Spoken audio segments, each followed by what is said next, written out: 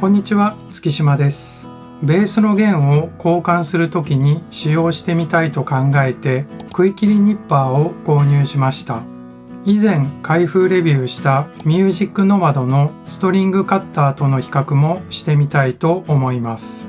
目次です。開封、本体各部の確認と特徴、ベースの弦をカットしてみる、ストリングカッターと比較、最後にまとめと次回予告です。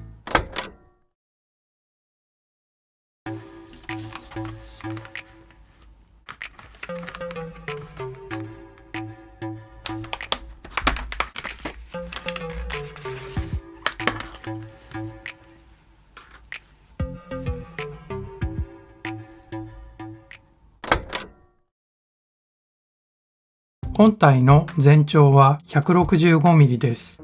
持ち手の黄色い部分は約 110mm あります。握ってみると持ちやすく力も入れやすそうな印象です。刃は垂直になっていて切りにくい箇所もまっすぐに切断可能です。支点から刃元までの距離が短いため軽い力で切断可能だそうです。ここに期待したいです。その他にパッケージには切断可能なものと太さが記載されています。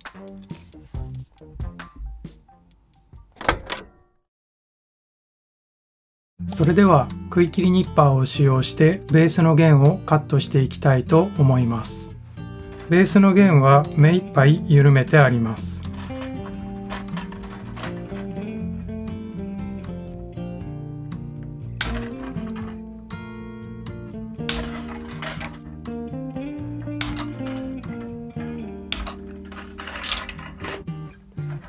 カットすることができました。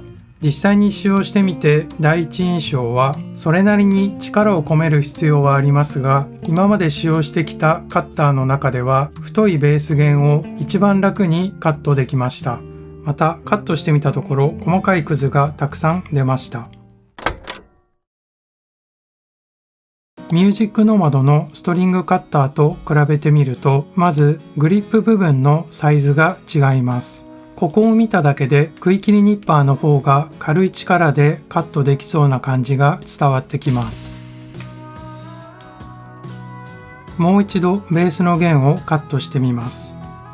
こちらは4弦です。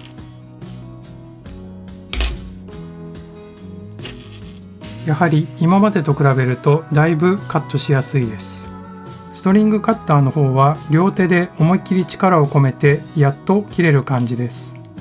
こちらはエレキギターの6弦です。エレキギターの弦はストリングカッターでも問題なく弦をカットできます。ただ食い切りニッパーの方が簡単に切ることができます。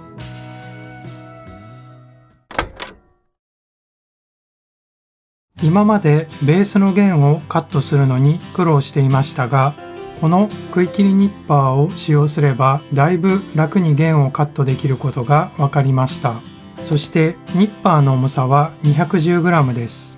70g のストリングカッターより重いですが、長さがありますのでそんなに重い感じはしません。実際に持ってみた感じ、バランスも悪くないです。とても弦をカットしやすいのでベースの弦交換には必要なアイテムだと思いました。